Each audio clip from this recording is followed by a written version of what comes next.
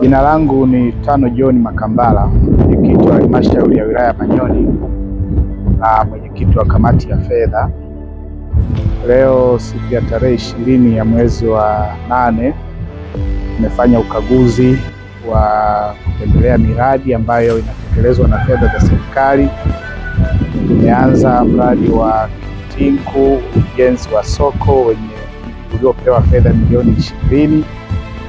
Lakini tumeenda Maweni kwa ujenzi wa nyumba ya mganga wenye fedha serikali milioni 10 kwa mfuko wa jimbo. Tumemalizia na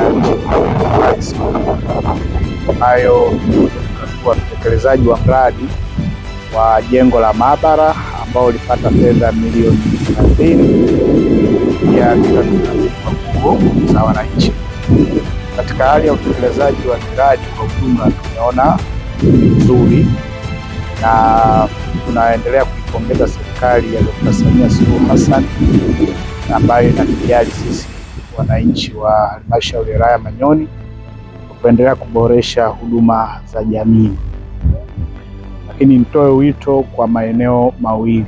Eneo la kwanza, miradi hii inapoletwa kwenye maeneo yetu, kwanza tuhakikishe tunaisimamia vizuri ili azma ya Mheshimiwa Rais iweze kuonekana. Lakini pili, utunzaji wa miundombinu hii, hatujenge tu miundombinu kwa ajili ya leo, lakini pia kwa vizazi na vizazi.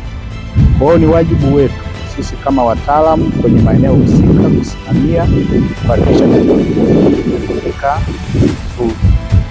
Lakini pia Mheshimiwa Rais anachotaka kuona miundombinu ambayo inatumia fedha nyingi ina reflect kwenye matokeo.